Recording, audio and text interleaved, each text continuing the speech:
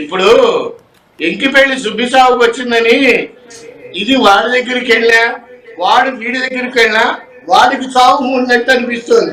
ఇక్కడ నిజంగానే వర్షిణిని కూడా ఇంటరాగేషన్ చేయాలి, అందులో అనుమానమే లేదు.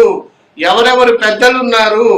ఇంకా విచిత్రం ఏంటంటే ఈ శ్రీనివాస్ అనే దౌర్భాగ్యుడు 10 రోజులు ఎవరి ఇంట్లో ఉన్నాడు హైదరాబాద్ లో అనేది కూడా నాకు తెలుసు. అవి ఇప్పుడు చెప్పడం బాగోదు. వీడికి చీర కట్టడం ఎవరు నేర్పారు అనేది కూడా తెలుసు నాకు. అవన్నీ ఇప్పుడు చెప్పడం బాగోదు. కాబట్టి వాడి అరెస్ట్ కన్ఫర్మేషనా కాదా అనేటువంటిది నాకు ఒక అరగంటలో ఇన్ఫర్మేషన్ వస్తుంది. దాన్ని బట్టి మాట్లాడదాం తల్లి. చెప్పమ్మా. అంటే గురువుగారు ఇప్పుడు మీరు చెప్పారు కదా 10 రోజులు ఎవరి ఇంట్లో ఉన్నానో మీకు తెలుసు అని చెప్తున్నారు కదా, అయితే ఇంత జరుగుతున్నా సరే ఇంకా శ్రీనివాస్ని నమ్మి ఇంట్లో పెట్టుకునే వాళ్ళు ఉన్నారంటారా? ఇప్పుడు కాదు, మొదట్లో మిడిల్ ఆఫ్ ది ఇంట్లో ఉన్నారమ్మా. ఎందుకు లేరు? వాడిని పిలిచి ఆవిడెవరో భోజనం పెడితే లకారాలతో డిపార్ట్మెంట్ వాళ్ళని తిట్టాడు కదా, పిలిచి మరీ భోజనం పెట్టారు వీడికి దరిద్రుడికి. వాళ్ళెవరో లకారాలతో తిట్టారు డిపార్ట్మెంట్ వాడిని, అఘోరాగాడు. ఇవన్నీ పక్కన పెడితేనమ్మా ఇక్కడ అసలు వీడు ఈ వర్షిణి వాళ్ళ ఇంటికి వెళ్ళటానికి కారణం వాళ్ళ స్థితిగతులు చూసి, వాళ్ళ ఆర్థిక ఇబ్బందులు చూసి వీడు వెళ్ళి డబ్బు మాయ చూపించి వల్ల వేసుకున్నాడు అని కూడా అనుకోవచ్చు. ఆ డబ్బుని చూసి ఈ వర్షిని దిక్కుమాలింది వాడి దగ్గరికి వెళ్ళింది అని కూడా చెప్పచ్చు. ఇక్కడ ఇంకొక పాయింట్ ఏంటంటే అసలు వర్షినికి వాడిని ఏమని పిలవాలో కూడా తెలియదు. కాసేపు బావా అంటది, కాసేపు ఈమె అంటది. ఆమెకే క్లారిటీ లేదు వాడేంటి అనేటువంటిది. అంటే డబ్బు కోసమే వెళ్ళింది అని ఖచ్చితంగా అయితే చెప్పచ్చు. చెప్పమ్మా. రైట్. అయితే డబ్బు కోసమే అని అయితే చెప్తూ ఉన్నారు కదా, ఇప్పుడు ఇద్దరిని కూడా ఇంట్రోగేషన్ చేయాలి అని మీరు డిమాండ్ చేస్తున్నారు కాబట్టి ఒకవేళ కనుక ఇలా జరిగితే, అంటే వర్షిని నాకు సంబంధం లేదు, తను డబ్బు తీసుకున్న దానికి కావచ్చు, లేకపోతే పూజలు అని చెప్పి డబ్బు తీసుకొని ఇట్లా చేశాడని కానీ నాకు అసలు సంబంధం లేదు, మొత్తం శ్రీనివాస్ మీదే ఒకవేళ తోసేసే ప్రయత్నం ఏమైనా ఉందా? తను మళ్ళీ ఎందుకు మనకు వచ్చినవి ఈ కేసులు, ఈ అరెస్టులు మనకి ఎందుకు వచ్చినవి అని చెప్పి మళ్ళీ వాళ్ళ పేరెంట్స్ దగ్గరికి ఏమైనా వెళ్ళిపోయే అవకాశాలు ఏమైనా ఉన్నాయా గురుగారు?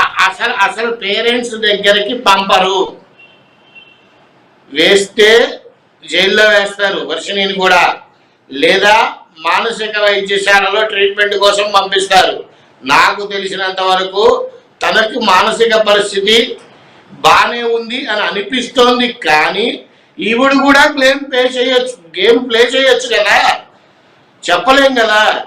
వాళ్ళు అన్నారు కదా, మా వల్ల ఇబ్బంది ఏముంది, మమ్మల్ని వదిలేయచ్చు కదా, మేము ఉత్తరాఖండ్ వెళ్ళిపోతాం కదా, సాంప్రదాయాన్ని సుబ్బిని మాటలన్నీ మాట్లాడారు కదా. భయపడి మాట్లాడారా?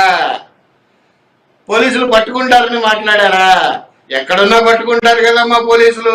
అండమాన్ నికోబార్ దీవుల్లో ఉన్నా పట్టుకుంటారు. నీకు తమాషానా?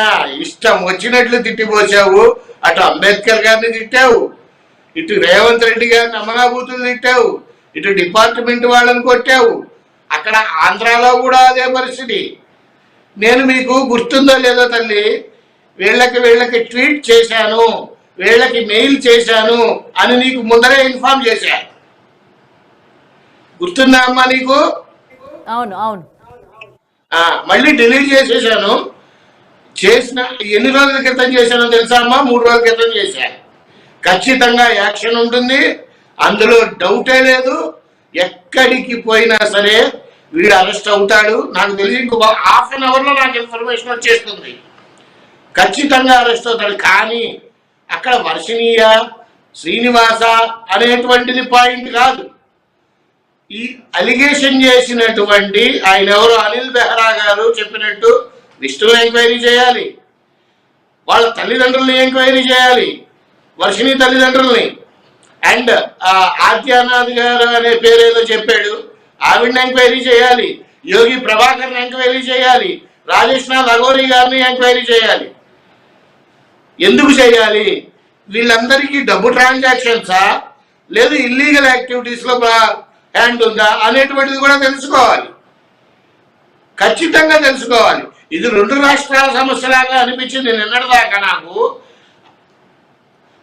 అనిల్ మెహ్రా గారు స్టేట్మెంట్ ఇచ్చిన తర్వాత ఇది దేశ సమస్య. అఘోరి కావచ్చు, లేకపోతే యోగి ప్రభాకర్ కావచ్చు, ఎందుకంటే స్టార్టింగ్ నుంచి కూడా ఇతని గురించి పాజిటివ్ గా ఉన్న వాళ్ళందరూ కూడా మెయిన్ గా ఉండడానికి రీజన్ ఈ డబ్బుల ట్రాన్సాక్షన్స్. ఇప్పుడు మీరు ఏదైతే అన్నారో ఈ డబ్బుల ట్రాన్సాక్షన్స్ గురించి ఏమైనా వాళ్ళకు కూడా వెళ్ళాయి అని అనుకుంటున్నారా? ఎందుకంటే ఆల్రెడీ యోగి ప్రభాకర్ కావచ్చు, లేకపోతే రాజేష్ నాథ్ కూడా కొంతవరకు డబ్బులున్న వ్యక్తే, సాధకులు ఆయన దగ్గరికి వస్తూ ఉంటారు అని చెప్పి కూడా పలుమారు సార్లు ఇటు వర్షిని కుటుంబ సభ్యులు కూడా చెప్పడం జరిగింది.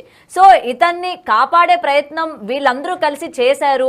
ఆ చేయడానికి శ్రీనివాస్ ఏమైనా డబ్బులు ఇచ్చాడా అంటే దాని గురించి మీరు ఇంట్రోగేషన్ చేయమంటున్నారు? ఎస్, అవ్వచ్చు. డబ్బులు ఇచ్చాడా, ఇల్లీగల్ బిజినెస్ చేస్తున్నారా, లేకపోతే వీడిని వెనకేసుకు రావడానికి కారణం ఏంటి?